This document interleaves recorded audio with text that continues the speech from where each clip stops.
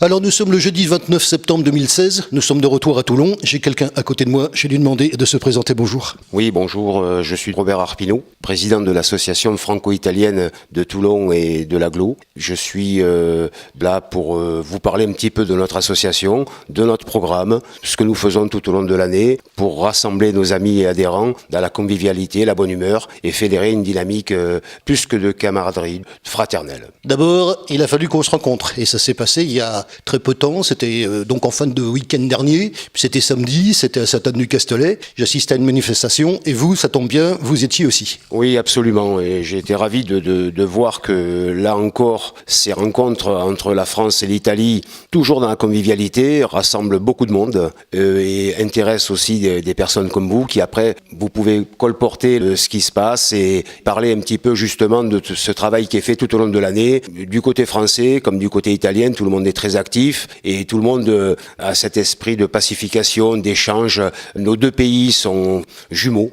Il y a de très très belles choses en France et autant de belles choses en Italie. Je pense qu'on peut partager, échanger et je pense qu'on a vraiment ce qu'il faut pour échanger. Ces pays latins, comme nous en France aujourd'hui, nous avons de quoi perpétrer ces liens, ce jumelage, parce que ce soir-là c'était un jumelage et je pense que c'est très fédérateur. L'interview de Roberto justement que vous avez entendu pendant qu'on était là-bas, qu'on a fait dans des conditions de manifestation, vous l'avez entendu, qu'est-ce que vous en avez pensé? Qu'est-ce que vous avez retenu au fait? Ce que j'ai retenu, c'est que là encore, c'est ce que j'expliquais précédemment, c'est quelqu'un qui veut renouer et échanger un maximum de fois, venir le plus souvent possible et recevoir, parce que là aussi, ils savent très bien le faire. Ces échanges peuvent faire découvrir une ville italienne comme nous ici, dans notre département, nous avons de très belles villes et la plupart d'entre elles sont toutes jumelées également. Et au sein de ces associations, nous sommes un petit peu les porteurs de ces bonnes habitudes, de ces bons échanges. Et à travers les jumelages, ça nous permet, comme moi-même, de rencontrer Roberto, qui a décrit sa ville, qui a exposé un petit peu la volonté qu'ils avaient de vouloir se rapprocher de nous en France. Et je pense que c'est ce qu'on essaie de faire aussi, faire découvrir les villes aux adhérents. Toujours dans la convivialité, nous essayons de fédérer justement et d'avoir cette dynamique, parce que par les temps qui courent, les gens s'isolent un petit peu et ne découvrent pas grand-chose ou très peu de choses. Justement, nous sommes donc à Toulon, nous sommes dans les locaux de votre association. On va d'abord les situer. Nous sommes donc au sein de notre association qui se situe au Pont du Las. Nous sommes ici depuis une quinzaine d'années maintenant, aux HLM de la Poste, place Kérodren, à Toulon. Et voilà, vous découvrez nos locaux dans lesquels nous avons plusieurs activités, dont les cours italiens, français, et nous arrivons à faire un petit peu d'anglais aussi pour quelques amis qui le souhaitent, parce que nous avons des amis italiens qui se déplacent. Et dans ce cadre-là, nous essayons toujours d'apporter et de faire un programme conséquent et surtout proposé par les adhérents. Justement, on parle d'association. Qui dit association dit adhésion. Il y a combien d'adhérents chez vous? Écoutez, ça varie. Nous sommes à peu près entre 400, ça varie, 400, 430, 450 adhérents. Plus les sympathisants, plus tous ceux qui viennent aux manifestations, j'imagine. Absolument, absolument. Et là, les adhérents, alors nous faisons plusieurs manifestations. Nous avons donc un loto annuel, comme toutes les associations, une soirée à thème, et toutes ces manifestations que nous faisons tout au long de l'année. Par, bien sûr, les occupations des uns et des autres. Nous faisons un pique-nique également, nous proposons du jardinage également, et tout le monde vient par rapport à sa passion ou par rapport à ses occupations, à leur rythme, ils viennent nous rejoindre. C'est pour ça que nous faisons à travers ces manifestations et ces propositions que nous faisons, nous essayons de plaire et de faire plaisir à tout le monde. Je pense qu'il y a quand même quelque chose qui compte, c'est la convivialité qu'il peut y avoir au sein d'une association. L'ambiance chez vous, ça donne quoi?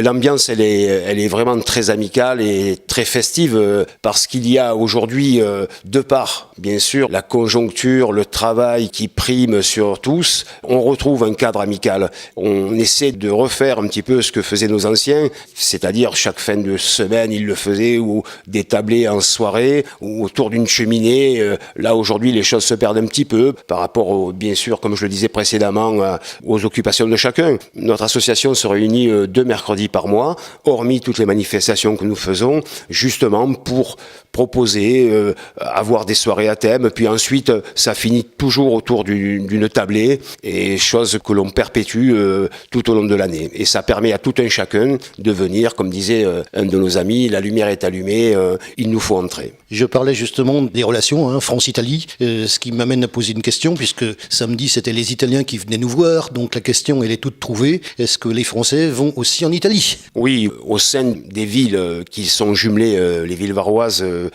j'en connais quelques-unes, de par peut-être aussi la proximité, nous avons cet avantage-là. Beaucoup de villes jumelées françaises se déplacent sur l'Italie, le rapport est plus que fraternel, parce que nous sommes très bien reçus là-bas, nous les recevons très bien ici, et chaque ville du département varois va volontiers visiter nos amis italiens, et c'est toujours un grand moment. Et au niveau de l'association, est-ce qu'il y a aussi des déplacements ? Au niveau de l'association, nous faisons des déplacements, nous essayons de faire 1 voire 2 déplacements dans l'année. À proximité, bien sûr, nous essayons de proposer des voyages frontaliers San Remo, à proximité de Ventimille, sur les hauteurs de Ventimille. Nous avons un de nos amis, Jean-Marc Tedonne, qui nous prépare des voyages et des excursions, et nos adhérents se greffent, bien sûr, par rapport à son programme. Jean-Marc travaille au sein de l'association de Fort-Belle-Manière. Il nous propose de beaux voyages, et là encore, chaque fois que nous pouvons proposer ce genre de déplacement à nos adhérents, c'est avec gaieté de cœur que nous les envoyons un petit peu partout où Jean-Marc nous mène. Alors justement, au niveau des associations, il y a quelquefois des programmes. Est-ce que c'est aussi votre cas ?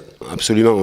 Chaque fin de saison, nous préparons déjà la prochaine. Comme je l'ai dit précédemment, nous allons proposer à chaque début de saison à nos adhérents un programme qu'ils choisissent. Alors généralement, on va essayer de leur faire plaisir, hormis les cours que nous donnons, qu'ils soient de linguistique, qu'ils soient manuels avec nos potagers. Nous essayons de leur proposer aussi, quelquefois, ici au sein de l'association, des soirées de films en VO. Mais ça, maintenant de moins en moins, parce qu'ils parlent très bien l'italien. Nous avons des adhérents très studieux. Donc nous avons un loto annuel, une soirée annuelle, un pique-nique annuel. Puisque je parle de soirée, justement, le 15 octobre, au restaurant National 8 à Olioul, nous faisons notre dîner dansant annuel, et par là même, nous sommes très bien reçus chez notre ami Christophe Levasseur, et là aussi, nous proposons une dégustation de produits italiens en entrée de soirée, pour rappeler un petit peu les origines de chacun. Nous avons des amis qui, gracieusement, nous font le plaisir de nous offrir des produits que nous mettons sur les tables, et nous faisons déguster ça à tous les participants. On va reparler un petit peu des échanges France-Italie. Alors les échanges franco-italiens et amis, parce qu'il est vrai qu'au sein de notre association, le titre de franco-italien est celui qui est le plus marquant. Nous avons des adhérents, la surface est énorme, nous n'avons pas de qualification propre à une ville. Pour nous, l'Italie partira de Ventimille jusqu'au bout de la botte. Nous faisons des échanges avec l'Italie. Nous avons fait 2 soirées dans les environs de Rome. C'était la fête de l'immigration, où comme tout Italien ou quels que soient les Latins, chaque été, chacun d'entre eux retourne un petit peu aux sources. Nous avons profité, là encore, avec l'association, de faire une fête de l'immigrant. Toujours, là encore, c'est très porteur, parce que les gens se retrouvent. Nous arrivons à parler, les Français qui se rapatrient sur l'Italie vont pouvoir parler de leur région. Les Italiens qui sont là-bas peuvent découvrir ces régions-là. Et là encore, c'est très porteur, parce que ça les incite à venir. Donc, les Italiens partent, qu'ils soient jumelés ou pas, avec une ville, ils arrivent à venir nous rencontrer. Nous avons beaucoup, à ce jour, dans notre département du Var, des Italiens. Au-delà du jumelage et au-delà des échanges que nous avons, certains décident de venir s'installer. Et s'ils ne le font pas, ils essaient de travailler avec nous, parce qu'il y a cet échange, il y a ce rapport de pays qui est pratiquement jumeau. Et au terme du travail, au terme de l'accueil et de la mentalité que nous avons dans le département, je pense qu'ils sont heureux de venir, et on est heureux de les accueillir. Bon, ce que nous faisons aussi, et ce que nous souhaitons dans les années à venir, c'est continuer à travailler dans ce sens, continuer à fédérer dans la convivialité et la bonne humeur, et pour rappeler aux uns et aux autres que tous ensemble, on peut partager, échanger, construire cette Europe qui est moins économique, mais plus axée sur la convivialité et la fraternité. Et je pense que c'est un lien que le jumelage et l'échange peut perpétrer et doit continuer.